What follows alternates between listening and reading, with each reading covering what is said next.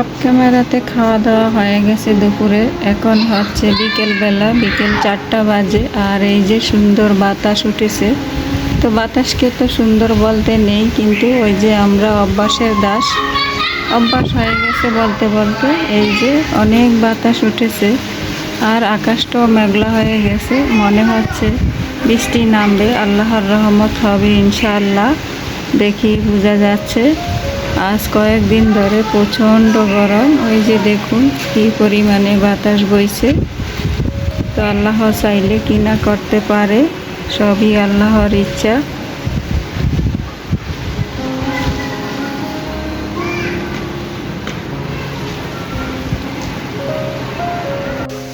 গরম পানি দিয়ে ভালো করে ধুয়ে নিছি পরিষ্কার করে। পালিত হাঁস, পালিত হাঁসের মাংস কিন্তু টেস্ট আছে, আর একদম হাঁসটা পুষ্ট ছিল। তো বিকেলবেলা বৃষ্টি তো আসে নাই, বৃষ্টি হবে হবে, তো আপনাদের সাথে তো শেয়ার করেছিলাম। তো মাশাআল্লাহ দিলে অনেক বাতাস বইছে, আর একেবারে পুরো পৃথিবীতেই আমার মনে হয় ঠান্ডা হয়ে গেছে। তো বৃষ্টি কিন্তু যেরকমভাবে আসার কথা, মানে যেরকমভাবে দেখেছিলাম আকাশের গর্জন তরতর, সেইভাবে কিন্তু হয় না। এখানে কিন্তু কথা বলতে বলতে আমি যে আদা রসুন পেঁয়াজ এগুলো পেস্ট দিয়ে দিচ্ছি পরিমাণ মতো। তো এখন হলুদ গুঁড়ো দিয়ে দিচ্ছি পরিমাণ মতো, মরিচ গুঁড়ো। তো বৃষ্টি হবে বলে মনে করি কিন্তু আমি হাঁসের মাংসটা নামাইছিলাম বিকালবেলা। মনে করছিলাম যে অনেক জোরে সোরে বৃষ্টি হবে, তো সেইভাবে হলো না। তারপরেও সমস্যা নেই, ঠান্ডা আছে মাশাআল্লাহ দিলে। আবহাওয়া অনেক ঠান্ডা হয়ে গেছে। আল্লাহর কাছে লাখো কোটি শুকরিয়া। আল্লাহ যখন যে অবস্থায় রাখেন আলহামদুলিল্লাহ। জিরে গুঁড়ো, ধনিয়া গুঁড়ো, মরিচ গুঁড়ো সব কিছু দিয়ে দিলাম। বেশি স্বাদ অনুযায়ী লবণ, তারপরে স্পেশাল মশলা দিয়ে দেব। স্পেশাল মশলাগুলো দিয়ে দিলাম। এখন দিয়ে দেব টক দই। আমি বেশিরভাগ হাঁসের মাংস তো রান্না করি নারিকেলের দুধ দিয়ে, কিন্তু আজকে নারিকেলের দুধও নেই, নারিকেলও নেই, তো করারও কিছু নেই, সেই জন্যই তো টক দই দিয়ে দিচ্ছি। তো টক দই দিলেও চলে যাবে, সমস্যা নেই। এখন সুন্দর করে মাখিয়ে রেস্টে রেখে দেব 1 ঘন্টা।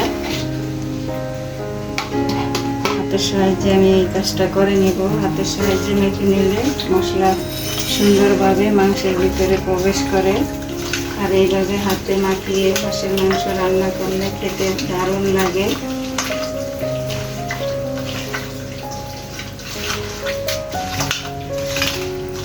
এক ঘন্টা পরে এই তো চুলা ধরিয়ে দিলাম। আর চুলায় তো প্রেসার কুকার দিয়ে দিচ্ছি সাদা তেল পরিমাণ মতো। তেলটা অলরেডি গরম হয়ে গেছে। তো এখন এই তো গোটা মশলাগুলো দিয়ে দিচ্ছি। 2-1 সেকেন্ড একটু গোটা মশলাগুলো ভেজে নেব। কোন কোন জায়গায় বাতাস হয়েছে, বৃষ্টি হয়েছে চাইলে কমেন্টে জানাতে পারেন।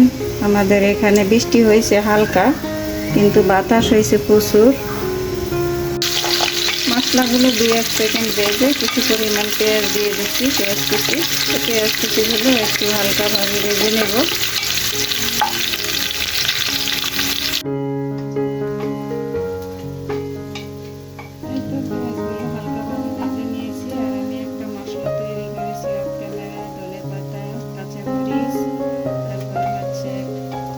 টমেটো পেস্ট করে নিয়েছি, এখন এই মশলাটা দিয়ে দেব।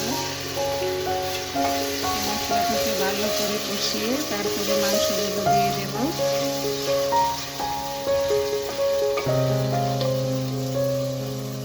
মশলাগুলো তেলের সাথে ভালো করে কষিয়ে নিয়েছি বা ভেজে নিয়েছি, যেটাই বলেন। তো হয়ে গেছে, সুন্দর একটা ফ্লেভার বের হয়েছে মশলা। এই যে ধনিয়া পাতা, টমেটো, কাঁচামরিচের এই মশলাটার ফ্লেভারটা আমার কাছে খুব ভালো লাগে।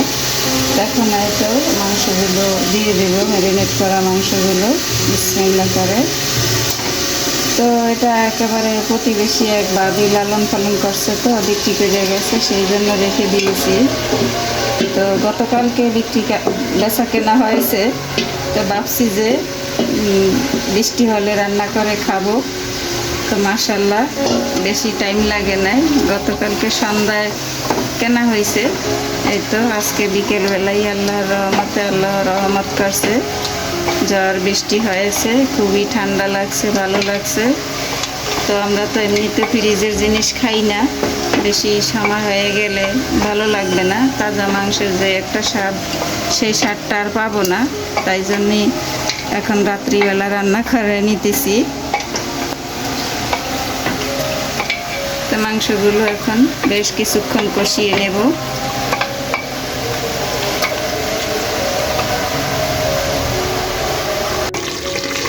মাশাআল্লাহ, এই তো হাঁসের মাংস থেকে কিন্তু যে পানিটা বের হয়েছে সেই পানিটি কিন্তু কষিয়ে নিয়েছি 10 মিনিট ধরে।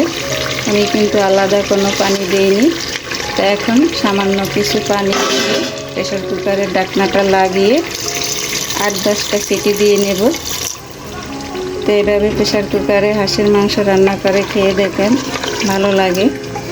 আর হাঁসের মাংস সাধারণত নারিকেলের দুধ দিয়ে বা নারিকেল বাটা দিয়ে, টক দই দিয়ে, এগুলো দিয়ে রান্না করলে যে হাঁসের যে একটা আলাদা স্মেল সেটা থাকে না। তো আমি এখন প্রেসার কুকারের ঢাকনাটা লাগিয়ে দেব।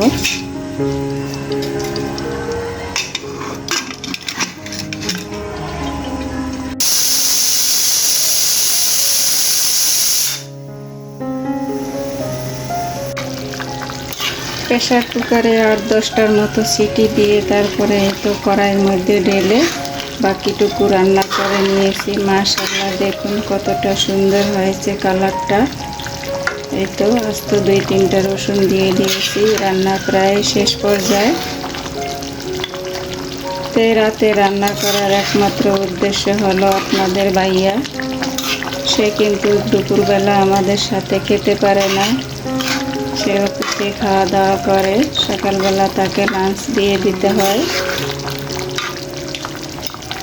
পরিবারের সবাই মিলে একসাথে খাওয়া দাওয়া করার আনন্দটাই হচ্ছে আলাদা। তো সেই জন্যই রাত্রে এই আয়োজনটা করেছি। আর এই তো পাশের চুলায় 2 পট চালের পোলাও বসিয়ে দিয়েছি।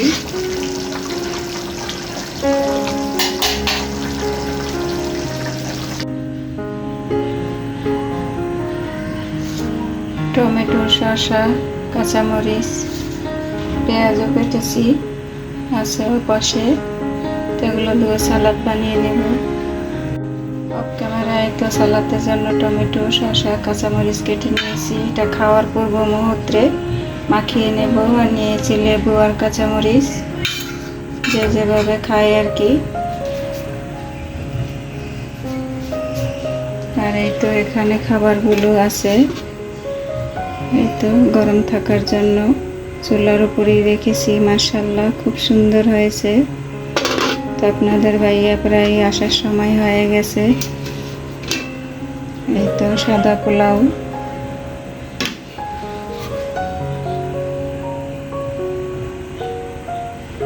এই তো আপনাদের ভাইয়া অফিস থেকে চলে এসেছে, সে ফ্রেশ হইতেছে। আর আমি এই তো খাবারের জন্য মাংস তুলে নিতেছি বাটিতে। তো আপনাদের সাথে আবার দেখা হবে ইনশাল্লাহ আগামী দিন। তো পরিবারের সবাই মিলে ভালো মন্দ একসাথে বসে খেলে কিন্তু অনেকটা তৃপ্তি লাগে, আর একা একা খেলে কিন্তু অতটা তৃপ্তি লাগে না। পরের দিন সকালবেলা আবহাওয়া একেবারে ঠান্ডা। আর এই তো চলে এসেছি কিচেনে। রাত্রের এই তো মাংস তরকারি রয়ে গেছে, লাউ আছে। মাংস তরকারি খাওয়ার জন্য এখন রুটি করে নেব। রুটি করার জন্য ক্যামেরায় এই তো রুটির খামি করে নিয়েছি। এখন রুটিগুলো বেলে নেব। তো সকাল হলেই আমাদের মতো গৃহিণীদের কাজের আর শেষ থাকে না। আসসালামু আলাইকুম, কেমন আছেন সবাই? আশা করছি আমার প্রিয় ভাই বোনেরা ও দিদিমণিরা কাছে কিংবা দূরে, দেশ কিংবা দেশের বাইরে, যে যেখানে আছেন আল্লাহর অশেষ রহমতে সবাই অনেক বেশি ভালো আছেন এবং সুস্থ আছেন। আমিও আলহামদুলিল্লাহ। তাই তো আপনাদের মাঝে আবার ফিরে এসেছি নতুন দিনের নতুন একটা ভিডিও নিয়ে আশা রাখতেছি আমার আজকের ভিডিওটিও আপনাদের কাছে ভালো লাগবে ইনশাল্লাহ। তো রাত থেকে তো অনেক কথা বলে চলেছি আপনাদের সাথে, তো আল্লাহর কাছে লাখো কোটি শুকরিয়া এই যে সুন্দর একটা সকাল দেখার জন্য। তো এই শুকরিয়ার কিন্তু কোনো শেষ নেই, বা আদায় করেও শেষ করতে পারবো না। যাই হোক, এখানে এই যে ছোট ছোট সাইজের পেঁয়াজগুলো আমি নাস্তা খাওয়ার পরই এই যে ভিজিয়ে রেখেছি। এটা 1-1.5 ঘন্টা ভিজিয়ে রাখলেই কিন্তু খোসাগুলো নরম হয়ে যাবে। আর তখন এই তো আগা মাথা কেটে এভাবে হাতের সাহায্যে একটু ডলা দিলে বা ঘষা দিলেই খোসাগুলো সহজে উঠে যাবে। তো আমি ছোট ছোট পেঁয়াজগুলো এভাবেই কিন্তু খোসা ছাড়িয়ে তারপরে ব্লেন্ডার করে সংরক্ষণ করি। যেহেতু সামনে ঈদ চলেই আসছে, বেশি আর সময় নেই, তো সব আপুরাই কিন্তু ঈদের প্রস্তুতি মোটামুটি নিচ্ছে। তো আমিও সেদিক থেকে কম নই। তারপরেও দেখা যায় কি, আমরা তো ফ্রিজের জিনিসপত্র তেমন একটা খেতে পারি না, এটা কম বেশি সবাই জানে। তো আমার অতিরিক্ত কোনো কিছুই করা হয় না, একদম সীমিত, দেখা যায় উদ্দে 1 সপ্তাহ এই আর কি। তো যাই হোক, ছোটো পেঁয়াজগুলো কিন্তু অনেক দিন ধরে পড়ে আছে। তো আজকে কোনো রান্নাবান্নার চাপ নেই, আজকে গতকালকেরই অনেক খাবার দাবার রয়ে গেছে, তো সেগুলো দিয়ে আজকে দুপুরটা চালিয়ে দেব। আর এই যে বাড়তি কিছু কিছু কাজ করে রাখবো আজকে, হয়তো বৃষ্টি আসতে পারে, অনেক অন্ধকার হয়ে আছে। 1.5 ঘন্টা পরে এই যে ভিজানো পেঁয়াজগুলো আমি অফ ক্যামেরায় আগা মাথা কেটে নিয়েছি। তো আমার মনেই ছিল না যে ভিডিও করব, যে আমার আপুদের সাথে শেয়ার করব। তো কাটার সময় কিন্তু এই যে অলরেডি অর্ধেক খোসা উঠানো হয়ে গেছে, একেবারে পাতলা স্কিনটা উঠে গেছে। কোনো রকমই আমার পেঁয়াজের কোনো একটু সমস্যা হয় নাই। আর এগুলো যদি আমরা শুকনো অবস্থায় করি, খোসা ছাড়াই, তাহলে দেখা যায় পেঁয়াজের অনেকটা অংশ কেটে ছেড়ে যায়। 1.5 ঘন্টা পরে এই তো ভেজানো পেঁয়াজগুলো আমি আগা মাথা কেটে নিয়েছি অফ ক্যামেরা। এখন এই তো হাতের সাহায্যে একটু এভাবে ঘষা দিলে খোসাটা সহজেই উঠে যায়। তো আমি এইভাবেই ছোট পেঁয়াজের খোসাগুলো উঠিয়ে থাকি, আর সেটাই আমি আপনাদের মাঝে শেয়ার করছি। তা আপনারাও চাইলে ট্রাই করে দেখতে পারেন, এভাবে কিন্তু একটা পেঁয়াজও নষ্ট হয় না। আর এই ছোট পেঁয়াজ যদি আপনি শুকনো অবস্থায় যে খোসা ছাড়াতে যান, তাহলে দেখা যায় কি অনেকটা পেঁয়াজ নষ্ট হয়ে যায়। এই যে দেখুন, একটুখানি হাতের সাহায্যে ঘষা দিলে এই যে খোসাটা উঠে যায়, আর একদম উপরের পাতলা যে খোসাটা সেটাই ওঠে, এছাড়া কিন্তু আর ওঠে না। তো এভাবে কিন্তু অনেকটা সাশ্রয় হয়, আর অপচয় হয় না। অনেকে দেখা যায় কি এই ছোট পেঁয়াজ অপচয় করে, এই যে খোসা ছাড়ানোর ভয়ে কিন্তু ছোট পেঁয়াজগুলো ব্যবহার করতে পারে না।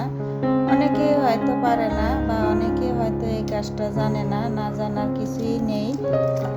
কেউই কিন্তু জেনে বুঝে আসে না, দেখতে দেখতে করতে করতেই কিন্তু সব কাজে পারদর্শী হয়ে যায়। আমিও তো একসময় জানতাম না। তো এইভাবে চাইলে আপনারা এই যে ট্রাই করে দেখতে পারেন। তো আমি আপনাদের দেখানোর সুবিধার্থে পানিগুলো এখনো কিন্তু পাল্টিয়ে নেই। আর এই পানিগুলো কিন্তু আমি ফেলে দেব না। এই যে দেখুন কতটা লাল টুকটুকে পানিগুলো, এই পানিগুলো আমি আমার যে গাছ আছে সেই গাছের গোড়ায় গোড়ায় আমি দিয়ে দেব। তো আমি এখন এই তো অফ ক্যামেরায় সবগুলো খোসা এভাবে ছাড়িয়ে তারপরে ব্লেন্ডার করে সংরক্ষণ করে রাখবো। 1-1.5 ঘন্টা, পুরো 1.5 ঘন্টাই গেছে। আমি 1.5 ঘন্টা পরে এই যে ভিজানো পেঁয়াজগুলো নিয়ে বসেছি একটু ঘরের মেঝেতে ফ্যানের নিচে আরাম করার জন্য। তো আরাম করতে করতে কিন্তু আমার ভিডিওর কথাই ভুলে গেছি, ভিডিওর কথা মনেই ছিল না আমার। কিন্তু অর্ধেক কাজ হয়েও গেছে, এই যে অর্ধেক পেঁয়াজের খোসা অলরেডি ছাড়ানো হয়ে গেছে। তো এভাবে আপনারা চাইলে ছোট পেঁয়াজগুলো এভাবে সহজভাবেই খোসা ছাড়িয়ে নিতে পারেন। আমি তো এভাবেই করি, কোনো অপচয়ই হয় না, একটু অপচয় হয় না। আর এই পেঁয়াজটা যদি আমরা শুকনো অবস্থায় খোসা ছাড়াই, তাহলে দেখা যায় কি অনেক অপচয় হয়ে যায়। আবার অনেকে দেখা যায় কি এই যে খোসা ছাড়ানোর ভয়ে এই পেঁয়াজগুলো কিন্তু বেশিরভাগই অপচয় করে। তো এখন থেকে এই যে অপচয় না করে এইভাবে ছোট পেঁয়াজগুলো 1-1.5 ঘন্টা ভিজিয়ে রাখবেন, দেখবেন একেবারে সহজেই আগামাথা কেটে একটু ডলা দিলি বা কষা দিলি সহজেই খোসাটা উঠে যায়, একেবারে পাতলা যে স্কিনটা আছে সেটাই উঠে যায়, আর কিন্তু একটুও অপচয় হয় না। এই যে দেখুন আমি করে নিতেছি, এই যে দেখুন কি সুন্দর সহজেই খোসাটা উঠে যায়।